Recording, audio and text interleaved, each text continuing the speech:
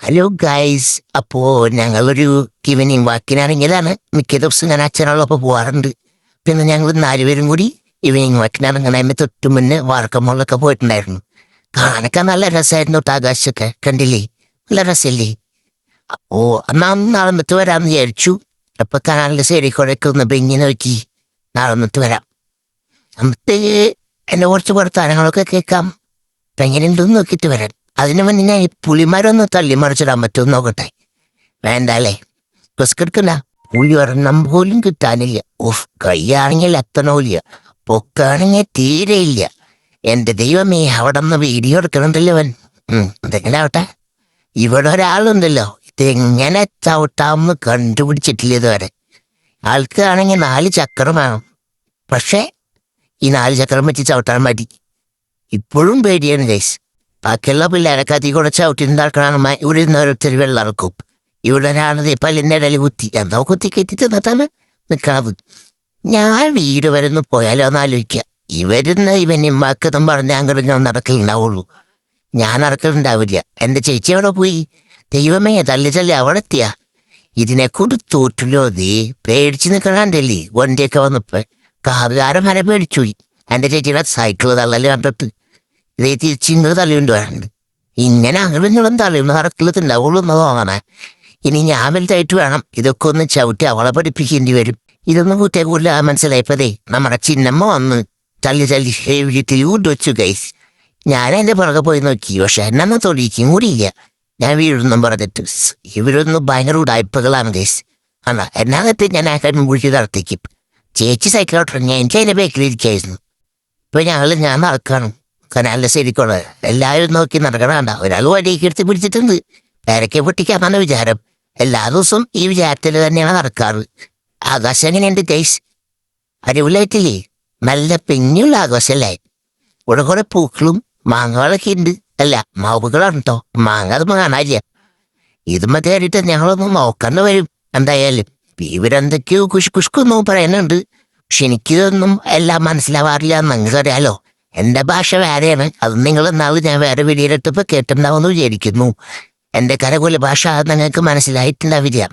അമ്പിളി മാമൻ എത്ര? അമ്പിളി മാമൻ ഇംഗ്ലീഷിൽ 3 പറഞ്ഞാൽ മതി. അതിന് വേണ്ടിയിട്ട് എന്നെയും കൂടി വിദ്യാഭ്യാസം ഇല്ലാത്ത പോലെ ആക്കാൻ വേണ്ടി അമ്പിളി മാമൻ എത്ര?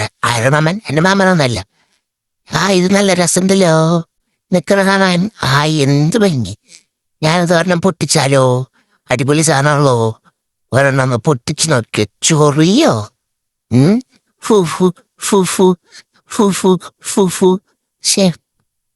ഒരു രസല്ലത് ഊതിപ്പോ ഓണ് ചെല്ലും മൂത്തിക്ക്.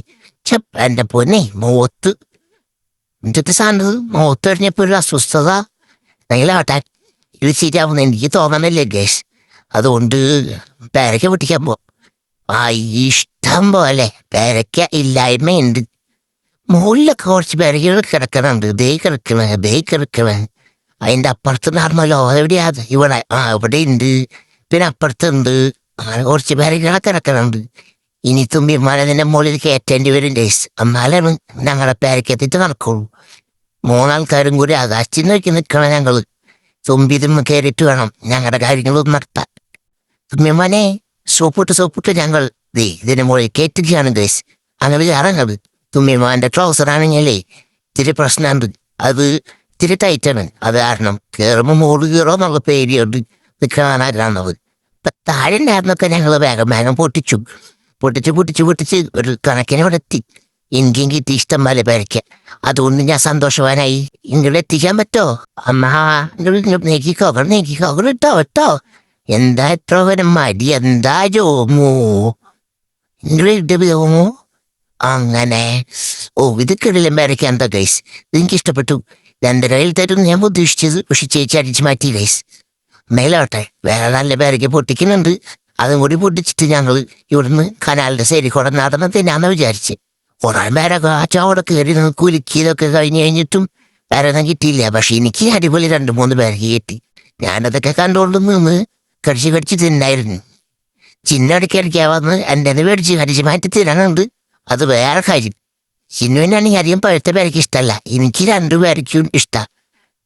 പക്ഷെ ചിന്നു ഓരോ തവണ മേടിച്ചിട്ട് തിരിച്ചു പോകുമ്പോൾ ഇതിന് ഓരോ കഷ്ണങ്ങൾ കുറവ് ദൈവം ഒന്ന് മേടിച്ചിട്ടോളൂ.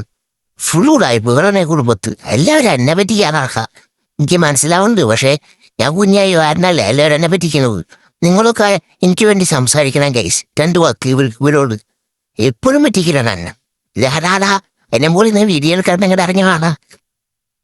അല്ലെങ്കിൽ കനാലിൽ നീ കുളിക്കേണ്ടവരോടാ. നിങ്ങൾ ഇറങ്ങി വന്നിറങ്ങത് അവൻ്റെ ഒരു ടൈപ്പ്. ദൈവമേ ഇത് എവിടെ കൊണ്ടുപോകാൻ ഫോണൊക്കെ വെച്ചാണ്.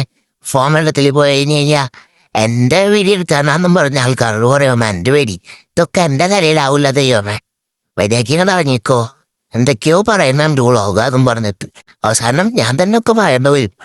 എന്തെങ്കിലും ആവട്ടെ, യൂട്യൂബിനോടൊന്നും പറഞ്ഞിട്ട് ഒരു കാര്യമില്ലേ കേസ്. അപ്പൊ ഞമ്മ എന്തായാലും ഇവിടെ നിന്ന് വരാൻ പോണ്. ഇനി ഇവിടെ നിന്നാൽ ശരിയാവില്ല. ഇരുട്ടായി തുടങ്ങി. അതുകൊണ്ട് അടുത്ത വീഡിയോയിൽ വീണ്ടും കാണാം. Tata bye bye see you. ഞങ്ങൾ നടക്കട്ടെ ഗൈസ്. അച്ഛൻ്റെ കൂടെ ഞാൻ നടന്നോണ്ടിരിക്കുന്നത് നീ കാണാതെ ഇട്ടാ. അപ്പൊ ഞങ്ങൾ അമ്പിളി മാമനെ കണ്ടു.